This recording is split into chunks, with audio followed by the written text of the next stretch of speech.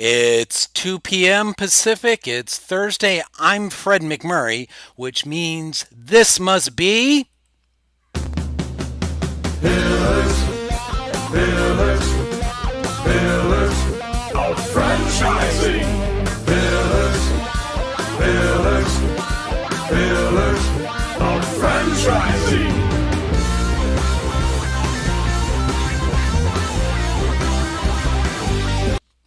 And we're here thanks to the Greg Markel's Audio Lab for our rockin' theme song. It always makes me play air guitar. Today I'm with my co-host Ray Pillar, Michele Rempel, and our special guest today, Andrea Mundie. Did I screw that up or not? You got it actually. Ooh, excellent, folks. So, time for pillars of weather. So, Ray, where are you? Michele, where are you? Andrea, where are you? Okay, I am in Big Rock Campground in Big Rock, Illinois. It's a few miles west of Aurora, where I normally am. And right now it's a sunny, beautiful day. I think the temperature's around 80, and the wind is blowing about 30 miles an hour. And so occasionally you'll see me go back and forth because I'm sitting in my RV. So enjoying the great outdoors, I guess. If you're glamping, are you enjoying the great? Well, whatever. We're going to be sitting outside probably later on today. So, Michele, how's everything going with you? It's absolutely gorgeous day here today on the central coast of California, and I can say that most of the time, so don't hate me, but that's just kind of the way it is. However, I will say that we have gotten excessive heat warnings on our phones because I guess tomorrow, or maybe it's Saturday and Sunday, it will be excessively hot. So we will catch up with some of the rest of you for at least a couple days, and then it'll go back down to beautiful again. So, but the one thing is most of us don't have air conditioning out here. So when it does get above 90, it is really very uncomfortable. So you can, you can not hate us for that weather for a couple days. So there you go. So our guest today is Andrea Mundie, and she is the CEO and co-founder of skoah, not to be confused with skoah. And okay, Andrea, I'm going to let you take it from here. Tell us about skoah. No, All right. no, time out. Wait. Wait. I'm sorry, we're still on pillars of weather here. Yes.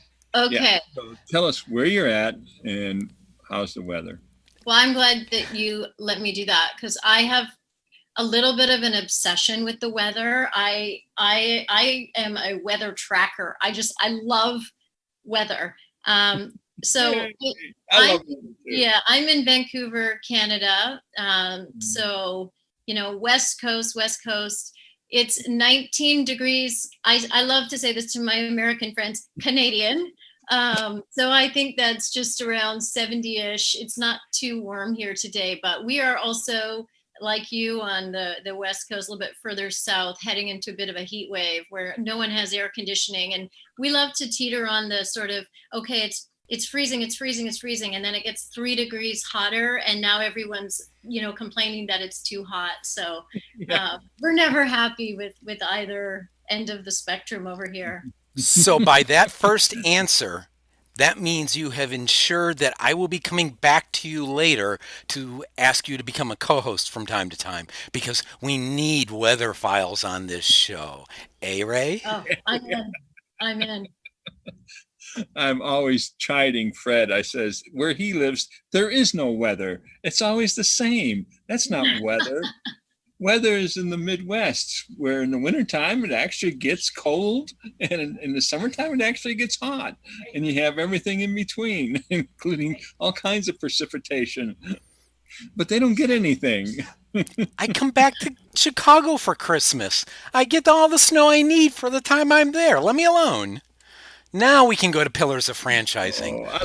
Oh, I love snow. So now you can ask your first question, Ray. Oh, okay. Tell us about skoah. Tell us, well, first of all, Andrea is the CEO and co-founder of skoah, and it's a facial franchise. Is that correct? You got it. We've been around for a long time, and we're kind of pioneers, not just in the single service facials only arena, but we've been around since 2001, and in 2003 switched to a facials only model, which, you know, when you think back to 2003, single service concepts just did not even exist. So we had such a real, you know, uphill battle to really help people understand why you would do one service. And we just truly believed that you had to be the best in the world at one thing, and it paid off. But you're right, we're facials only. We also are a membership model, and we are quite different in many ways because we make and sell our own line of skincare products. And we have about 70 different SKUs now. You know, we've developed these formulas over the past 15 or, you know, I guess almost 17 years now. Sell them through our franchise locations. We sell them online. And, you know, I think that really sets us apart. And what's also quite different relative to a lot of other beauty businesses that are service-based is that about half of the revenues, almost exactly 50-50, are product sales. So quite different than some of the other systems that are in existence right now in franchising. So as a membership base, that means that you have clients as opposed to customers that come in on a regular basis, which is, you know, I'm in the cleaning business. So I love having clients that, you know, that stay on every week, every 2 weeks, every 3 or 4 weeks. It's a fantastic business model. I agree. And then you get and the other half of your business is selling them product, which is even better. Absolutely. You know, and it's interesting because over the years, I mean, facials as a service, you know, in lots of parts of Europe and Asia, it's very common and has been for many years to go, you know, every 2 weeks, even every week. In North America, that's not been the case up until recently. So even though we've been around for a while, and we didn't start franchising until very recently, you know, we are actually probably about the biggest facials only concept right now out there. And we only have 15 locations. We're about to amp that up. But we really are the leaders in the industry. And there isn't anybody else that has that really robust product line with it. But it's been interesting because, you know, what you're describing with your business, we've really seen this shift over the years. And I think it's paid off for us to develop this system because at first people came maybe a couple times a year because they really didn't understand facials. Then they started coming maybe every quarter. Now they're coming every month as a part of their membership, and they're getting that advice and that education. So it's a bit like, we call it personal training for your skin. It's a little bit like going to the gym. You don't necessarily need to go to a trainer every single time you work out, but you go, you get your program, you understand what you need to do. Then if something's not working, we make a little change here or there. And then you go home and you use the products at home. But your facial is also extremely, extremely relaxing. We make sure we add a lot of massage into the service. So it's usually not what you expect. People leave with that skoah glowa, not with a red face or feeling uncomfortable. And I love it when men come because, you know, they always think it's something different. And then they come out, they're like, oh, look at me. You know, they don't understand that their skin can, you know, transform quite a bit, even just with that first facial. Wow. Oh, that's cool. You say men go for facials as well? Yeah, I mean, about 20% of our customers are men. And what I do find with men is that they often come at the encouragement of a girlfriend or a wife or a sister or a daughter. But I will say after that, I mean, they're just like, they're yours. I've got my facial appointment now. and off they go. They become, real ambassadors for the brand. I mean, they really love it. They really, have most men, especially men that are, sort of into their late 30s and up, like they've just not experienced something like this before. So they become very addicted. That's awesome. That's awesome. I can imagine the experience, because men are really just left out of that whole skincare product experience for the most part. And I mean, I've seen some brands start to come out with lines for men more recently, but yeah, they're really left out. So now they're finding out, oh, now I get it. Now I know why they're spending money on this stuff. It's amazing. I was just curious about, you said that the product line is about half of the revenue.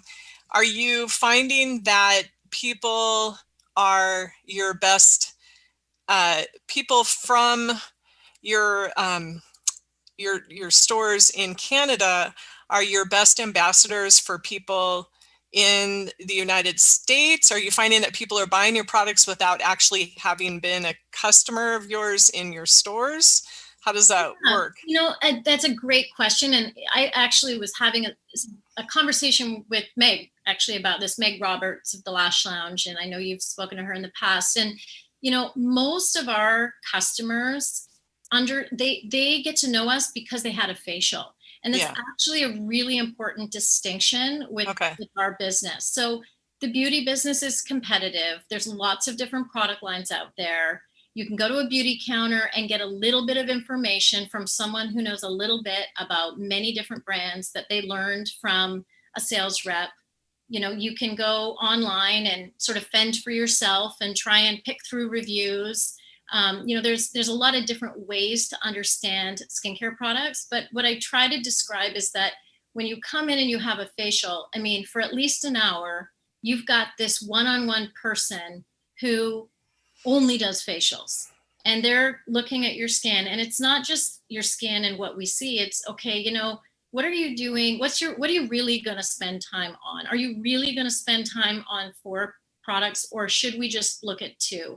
And we talk about just your lifestyle and how things might affect your skin, and try and help you understand it so that you make those good decisions. So we kind of reduce the mistakes that you make buying skincare products, if that makes sense. I love, I think a package arrives from a, skincare cosmetic competitor daily, because I'm always trying things as a part of the development process, and I'm curious and interested in skincare. But I make a lot of mistakes. We kind of can see exactly what they should and shouldn't be using. And so many times people think, oh, well, I use this product line and now I have to switch because things stop working. But that's not really true. It's just that you need to switch the product even within a line, depending on a lot of factors, whether it be the weather or the environment you're in, or hormonal changes or stress. And so we have so many products.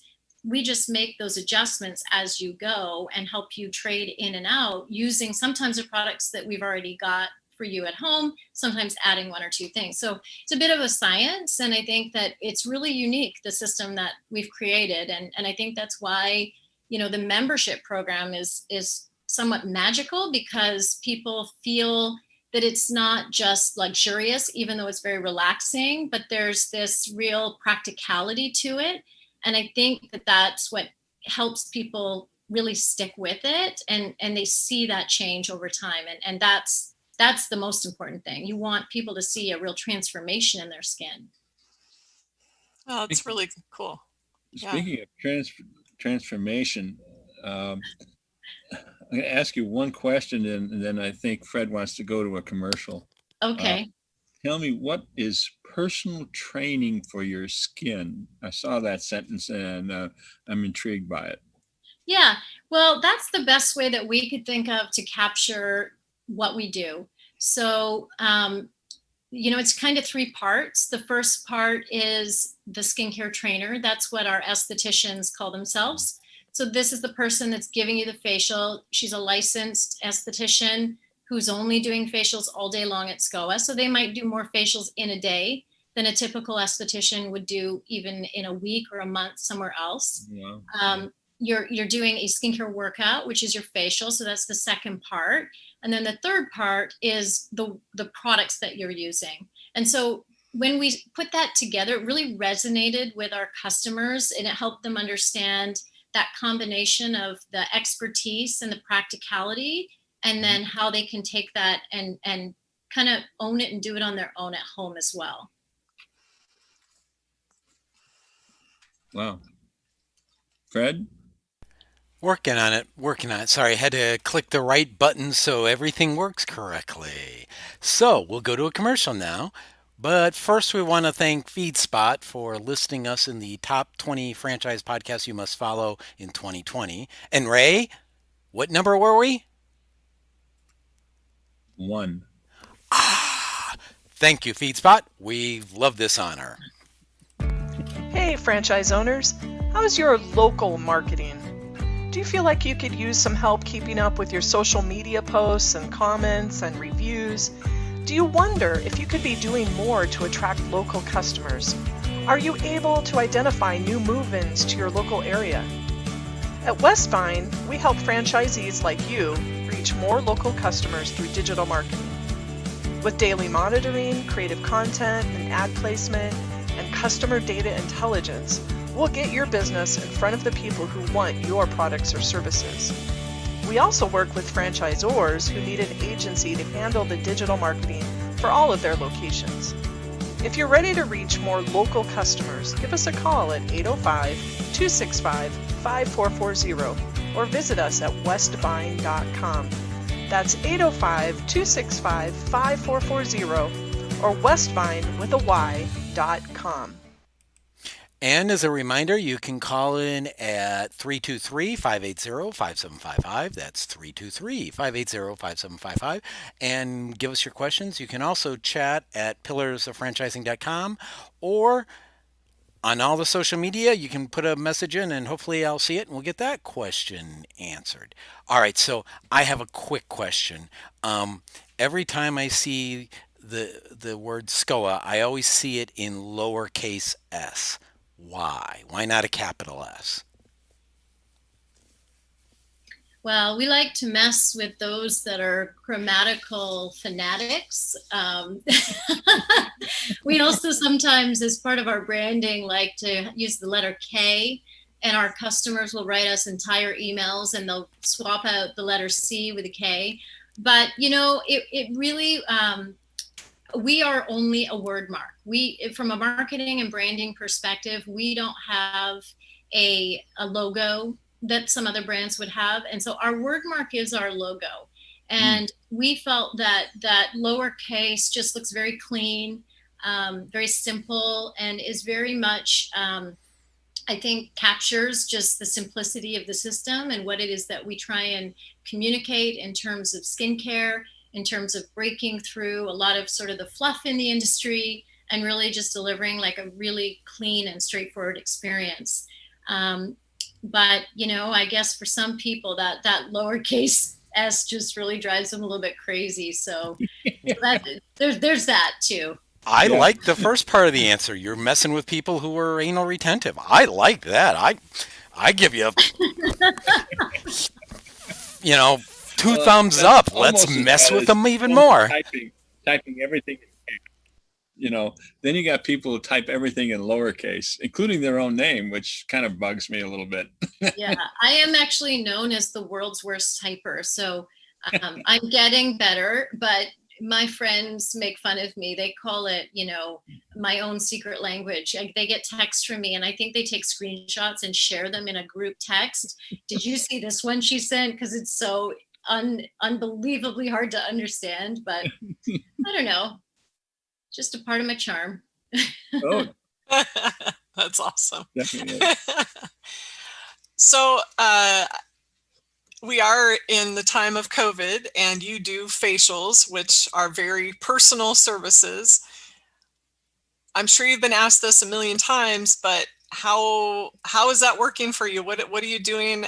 I have no idea what you're doing right now with regard to that, or maybe it's not an issue. So, obviously when COVID first became our reality, you know, everywhere in the world, and everyone was shut down, that was hugely impactful for us. I think we have been able to fare a little bit more positively for a couple of reasons. First of all, we are not a huge franchise system yet, so we have the ability to, you know, probably step in and support maybe a little bit more than, you know, a larger system might have the ability to do. We have a little bit more flexibility. But that being said, we have products that people can use at home. And so our franchisees are amazing and so creative. And, you know, they were hand delivering product. We also do sell our products online, and our online business obviously got bigger, and we increased a commission that we gave to our shop owners to help them.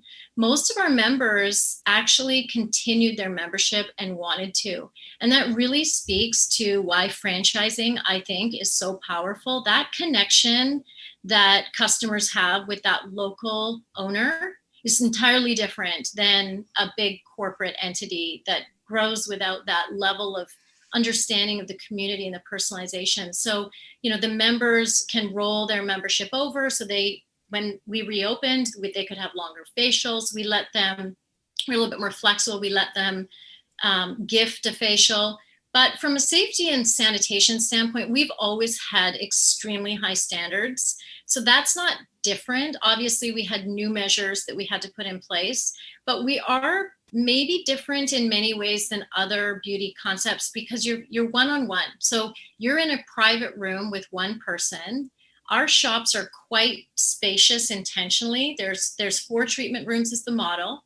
And our estheticians, our skincare trainers are wearing masks and visors. So they do speak in terms of educating, but there's no, you know, because they're covered, that's not getting anywhere. The customer is not opening, you know, they're quiet. They're keeping their mouth shut. They're facing down. So those things are very beneficial. You know, hand washing is obviously a part of what we do. Our sheets are always being bleached, but so from that standpoint, we're different than maybe a place where you've got so many different people coming and going, and, you know, lots of people in one space. We just aren't set up that way. So there's a lot of advantages to what we've been able to do. And I think what we're seeing in the industry in general is that skincare as a whole is outpacing cosmetics, makeup for the first time last year. And this year, even more so. And when you think about it, I mean, we're on a Zoom conference right now. And what are we looking at now when we're on Zoom? We're all looking at our skin. And, you know, we try not to look at ourselves in the corner gallery view all the time, but we are, let's face it, right? But I think that, you know, this is the reality, is that people are forced to pay a little bit more attention to their skin. So, you know, we've done a lot to, you know, try and facilitate getting product to people a little bit more easily. Our franchisees have really banded together. We've done, you know, we did obviously a royalty discount throughout COVID and then beyond. And really just honestly doing whatever we can, being a lot more flexible with maybe some of the things that we might have been more rigid about in the past, like we got to follow the system. Well, we do have to follow the system.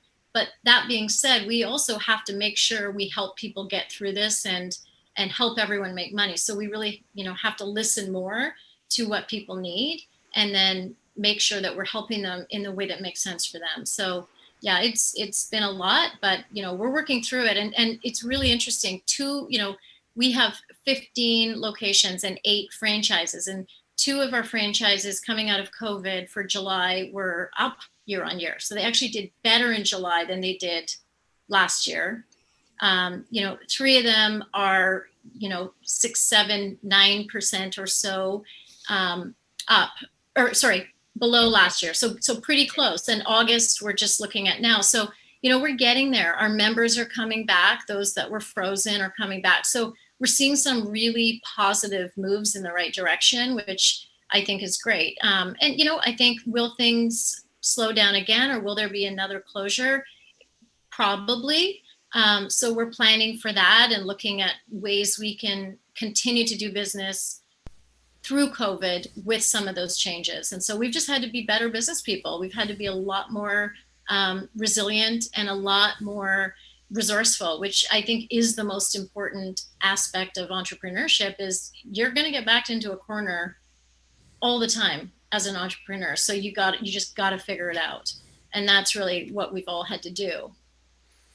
That's part of the definition of being an entrepreneur is basically there's going to be problems, and it's not that you go crazy over them, but you figure them out and get through them, and pick yourself up.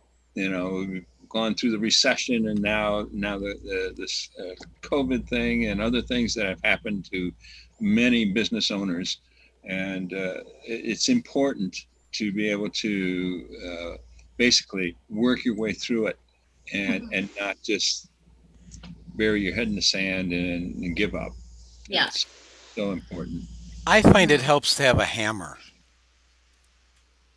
It helps. Yeah. Okay. Maybe that's my problem. I don't have a hammer. You I got gotta a have lot of other things. I got a calculator, a mask. I don't have a hammer. So if you look at it, there's Well, the I old like thing that ask you- says the zombie apocalypse happens and you've only got the stuff at your right hand and your left hand. What do you grab first? Oh, that's super easy for me. I got my AirPods because, like, if I can just zone out with my music, I've got 4 kids. The zombie apocalypse is like Tuesday around here. That's nothing. All right. And I've got water, so I'm not even worried. Not So worried. we obviously, when we go down the rabbit hole, we're not doing zombie apocalypse. So I'm going to take us way, way back to normal Okay. franchising.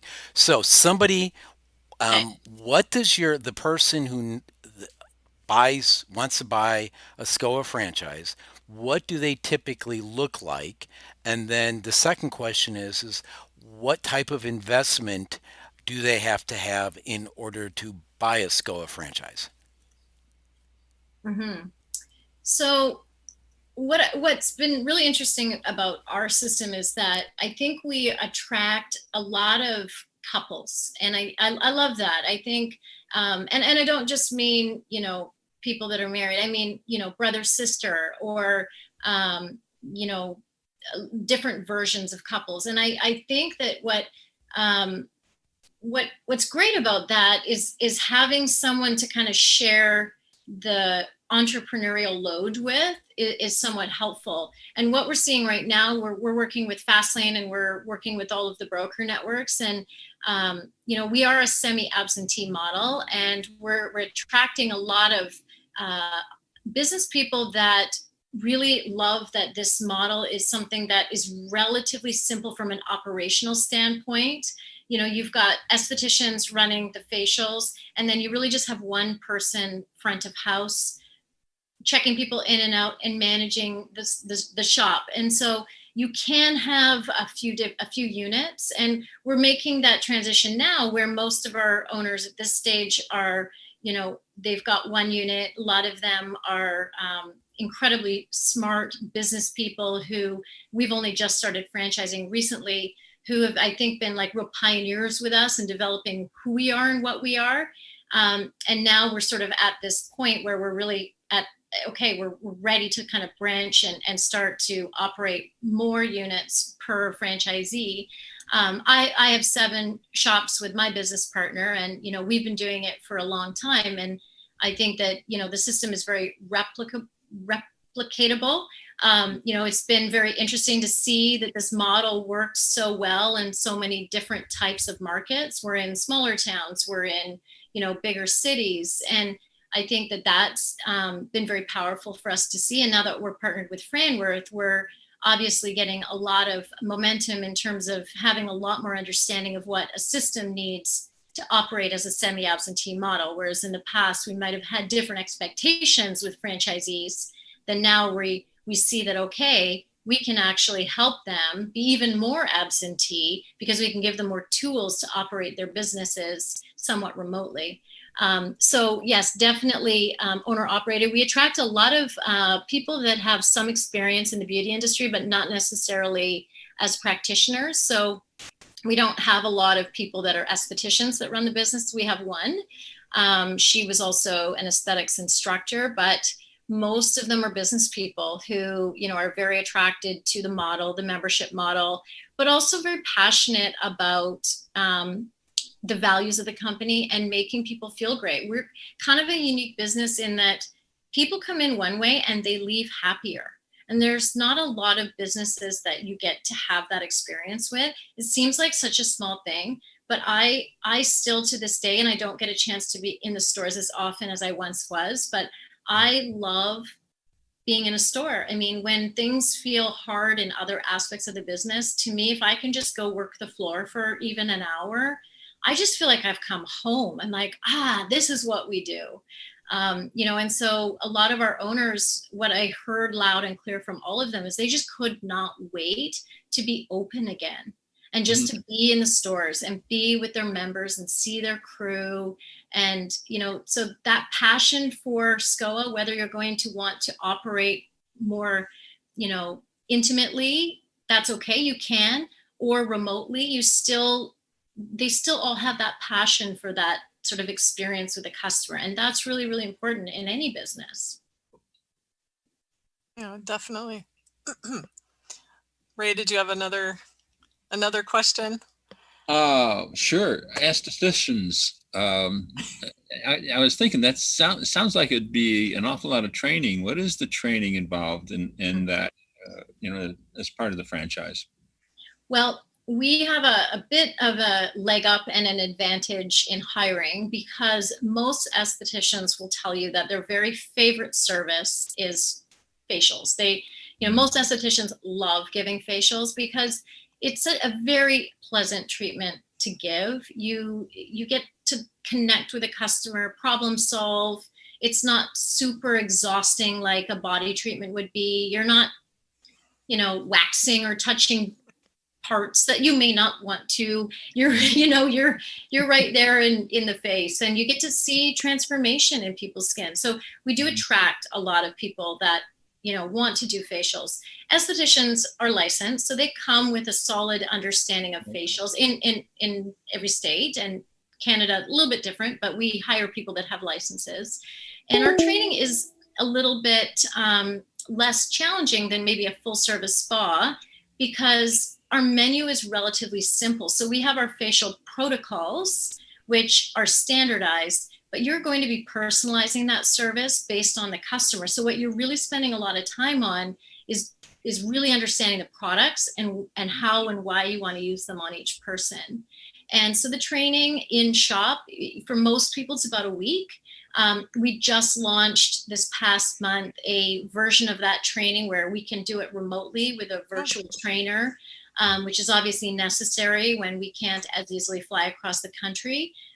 Most stores have a trainer in shop to train new people, but if they don't, we've made some sort of new versions of how to handle that. But training, I think for us, it's a lot more on the product knowledge side because they are coming with a very specific skill. Right. Now, the front of house, they're not typically estheticians. The front of house, I love to find great retail associates, people with big personalities that really, the most important thing is having people feel welcome. In the beauty industry, it's generally an approachable industry, and I really am so passionate about making sure people feel comfortable. I want them to feel like they are at a place where they don't have to feel intimidated. I want their self-esteem to improve. I want them to learn about their skin. And so we want that positive energy right when they come in the door. And that's really what we're looking for. Great retail front of house. So I'm in marketing, so my head always goes to a marketing question. And I wondered, when you have a new franchisee who's going to open up in a new market, what are some of the things that they do or that you help them with to get the word out about skoah to their area, especially in the US, where we haven't really, I'm sorry, but we haven't really heard of you yet much. So yeah. Well, one of our greatest recent examples is Houston. I mean, she just absolutely nailed it, opened in July of last year. So, 8 months in, and she just, got to, well over the sort of threshold we've ever seen with memberships in such a short period of time, just killed it. And she really had, I think part of it was that singular focus was the memberships. So she pre-sold what we call a founder's membership. So you're giving people that reason to sign up early. And that was really, really important. Now, how she got that message out was also really important. And we've had to make some shifts right now. So we've always been very grassroots marketers. I used to be the brand manager at Lululemon. So if you're familiar with Lulu, they're the masters, or at least were when I was there, of this sort of crazy shock value grassroots community-based marketing, which is great. Our shop owners are amazing at connecting with their neighbors and doing events. Things are a little different now. You can't do it exactly that way, but you can in a really different way. And so we've amped up our efforts and brought on a digital marketing agency so we can be a lot more focused and targeted, measure the results, and really pull the right levers in terms of driving down the cost per lead, seeing what's working, making some changes. And so there was, we were doing that with the Houston store opening. I think we've amplified that now that we have a digital marketing agency. We've increased sort of the professionalism around the expertise that's doing that, and really making sure that, we're weighing in on what we know works. But I think also it really has come down to that local owner. I mean, I can't say it enough, but we have a great brand, but we don't know anything about, Houston, Texas, or Boston, Massachusetts, or Toronto, Ontario. That local owner is going to take what we do and make sure it gets in front of the right people, and also in a way that they're going to understand. And that's kind of what franchising is all about. But what we also know is when they come in for that first facial, that's where the magic happens. So if we can get them in for that first facial, off they go. And then it goes from there. So that's been, I think that Lori in particular, the most recent example, did a great job at that. Yeah, get them in the door one time. They'll be happy from then on. And yeah, that's great. That's awesome. So what parts of the of Canada and US are you trying to get into or concentrating on, or does it matter? Well, right now, I mean, we're based in Vancouver, and now we're obviously based in Ann Arbor, Michigan, because we've partnered with Franworth, which I'm happy to talk about as well. So we have 7 locations in Vancouver. We have 1 in Seattle. We have 1 in Houston, 1 in Boston. We have 3 in Calgary, and then 1 just outside Calgary in a slightly smaller town. We have 1 in right near Toronto as well. So, the reality of Canada is there's not that many ways to grow. I mean, it's a limited market in terms of people and size, and there's only so many cities to grow out. So really a big part of why we partnered with Franworth is that the opportunity really at this stage is, I mean, the US is wide open to us right now. But what I also know is I'm Canadian, and you don't know what you don't know in the US. And what I also know about franchising is it's people think it's really, really easy. It's easy if you've done it before, but it's not easy if you haven't. And so partnering with Franworth takes you from going like this to kind of going like this, because there's nothing they haven't seen or done. And so you can really benefit the group and the collective whole, including your existing franchisees, by bringing on that expertise. And really we did that so that we could really grow the US, because we don't have anyone doing exactly what we're doing right now. We are right there on that sort of edge of the I always get cliches wrong. So if I get it wrong, just bear with me. But is it the diving board or the edge of the cliff? I don't know how to say it quite right, but we're right there and we're ready to jump. And so that's why Franworth made a lot of sense for us, because, I think they can really amplify us growing quickly, but growing, I don't want to grow just quickly. I want to grow effectively and in a way that benefits everyone. So that's how I believe we can do that. It sounds like an exciting franchise, and I'm still interested. I think our audience may be interested in what is it going to take to get involved in your franchise? Well, there's a very rigorous test. No, I'm just kidding. Well, Everyone has to go on this show. Saying how much. Yeah. So the range at this point is about 240 to about 350, maybe just a little bit over that now. We just made a few adaptations, but we also now have the benefit of the collective with Franworth and, the people that are, working with us on the real estate and construction. So our FDD is reflective of what we've done to date, but we do expect with having sort of the power of the Franworth team behind us to be able to, drive down some of those costs, because with some of the other brands they have, there's some collective buying power, for lack of a better word, that we can all benefit from.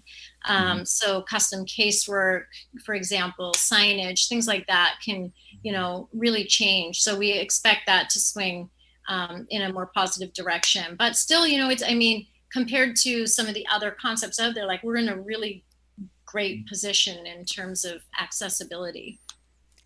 All right. You said you're Canadian. I'm not buying it. Because you don't use the word a. I haven't heard you said the word a yet. And by my Canadian friends, I was always told Canadians always say a because that's how they're taught to spell in school. CANADA. So I'm not buying your Canadian because you don't say a. But on that note, we'll take a reminder, people, and tell people they can chat at the website. Whoever you are on there, you people on there, I can see you. Say something. And now for another word from our sponsor. The Franchise Woman is a bi-monthly digital magazine that empowers women as they navigate the franchising industry by providing relevant news, tools, advice, and inspiration. We are a resource for women who are seeking to own their own businesses, improve their existing businesses, find creative solutions, and take advantage of franchise opportunities. We feature women in the business who best exemplify our ideals and have something to teach our readers. In addition to our exclusive articles relating to the female entrepreneur, we also feature brands that are geared for women. Women have become the fastest growing sector in business ownership and have become a powerful, influenceable force fueling the economy. The Franchise Woman will give you the news that is relevant to you to help you navigate the path of successful franchise ownership. By women, for women, and about women. We are the Franchise Woman. Join us today at www.thefranchisewoman.com. And we're back. So, Michele, would you like to take the next question, and then it'll be everyone's favorite time?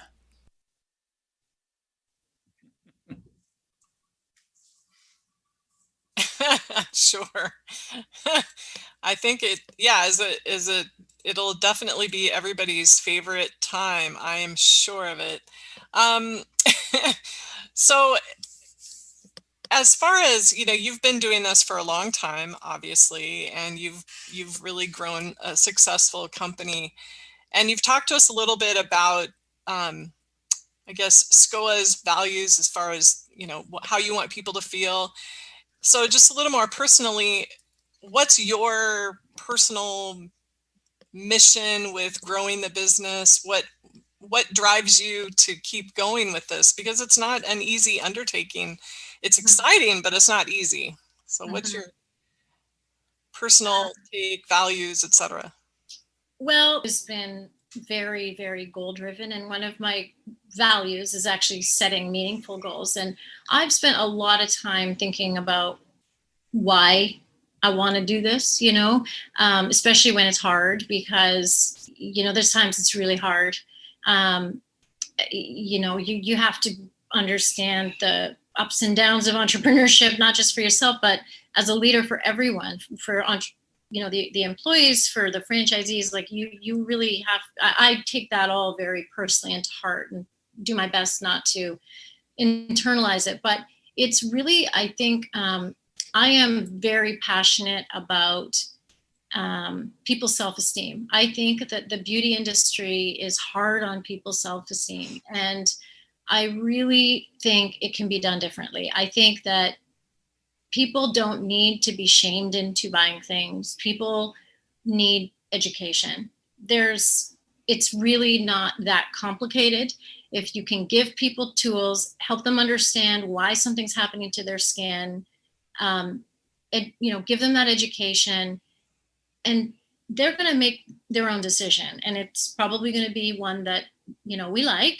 But at the end of the day, they're going to feel better about themselves. And we have so many stories of people that come in that just didn't feel good about themselves. And then their skin changes. And at first I used to feel almost trivial saying, oh, well, people feel better when their skin is better. But the thing is, we do. I mean, we do feel better when we feel better about ourselves. And it's not just about how we look. It's really kind of, it comes out in so many different ways. But beyond that, I also think that it's been incredibly rewarding to build something that didn't exist before. We didn't create facials, no more than Starbucks didn't create coffee, but we did create a different way of experiencing facials. And that is, I am so proud of that. And it wasn't just me.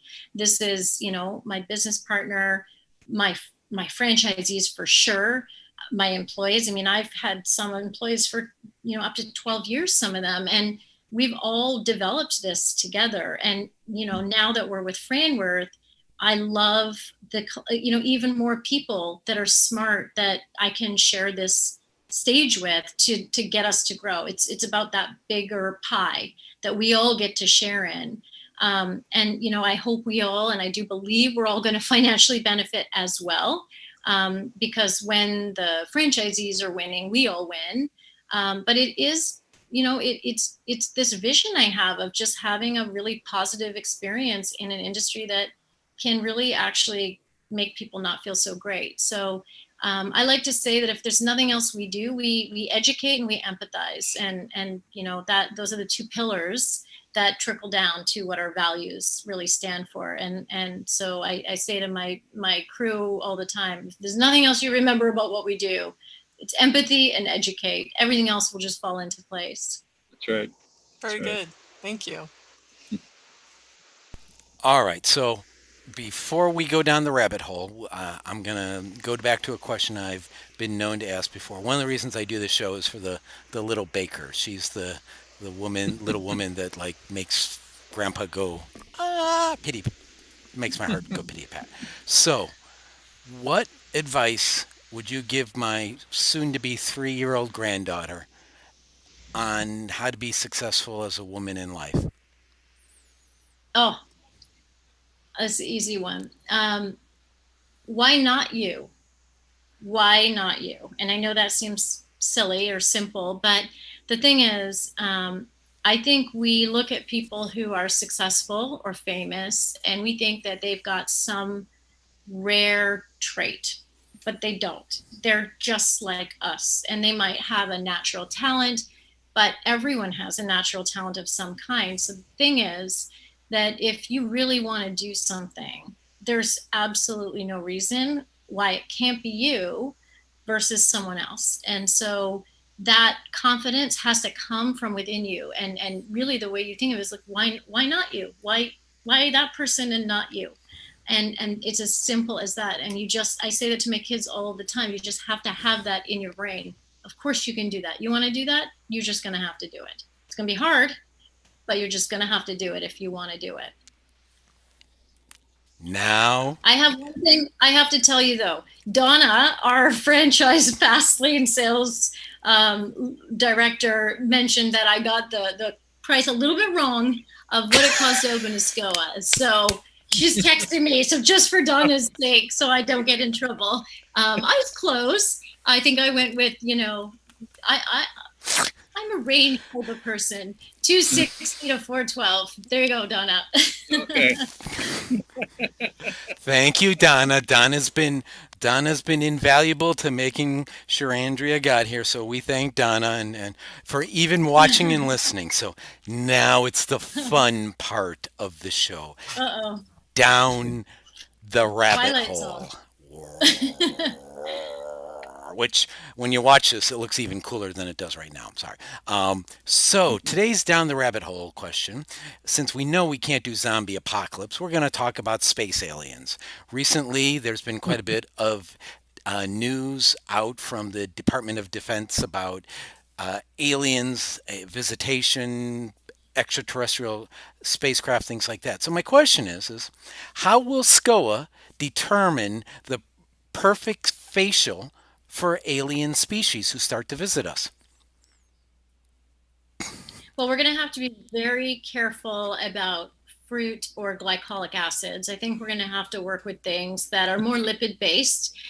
Just from what I know about the texture of that type of skin, from my own personal experience in my, beaming up times that I'm not supposed to speak about, I will say that, we're going to have to back off of the acids and the water-based ingredients and amp up the lipids and tone down the pH just a little bit so that, we're pretty much pH neutral on the skincare side. That was awesome.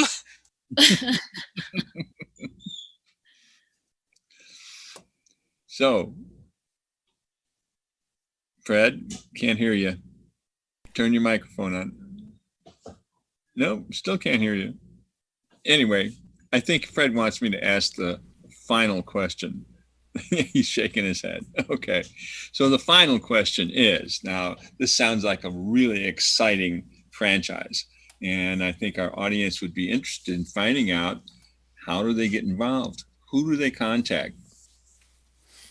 Okay, well, we have a website, so you can go to skoahfranchising.com, and there's a form on there to fill out, and Donna will get back to you ASAP. So that would be step one.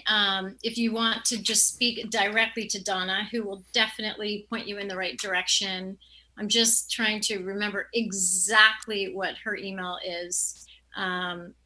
But I'm also Andrea at skoah.com. So anyone can email me and I will point anyone in the right direction and make sure that they get what they need. So that's another good start. And then if you want to learn more about the brand as a whole, skoah.com, skoah.com. And there's, all kinds of information about the products on there, and you can link through to the franchise site from there as well. Excellent. And of course, all that information will be on Pillars of Franchising webpage. And, so if anybody, didn't write all that down, it'll be there. You can always get to it. All right. So a big, wonderful thank you. Down the rabbit hole, thank you to our guest, Andrea Mundie, today. She actually probably hit one of the top 3 or 4 answers on the down the rabbit hole question and will be quoted in future shows.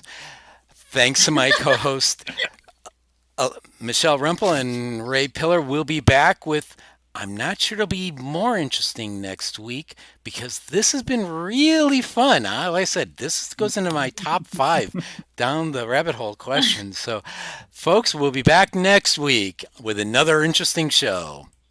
Thank you so much. Pillars, Thank you. pillars, pillars of franchising.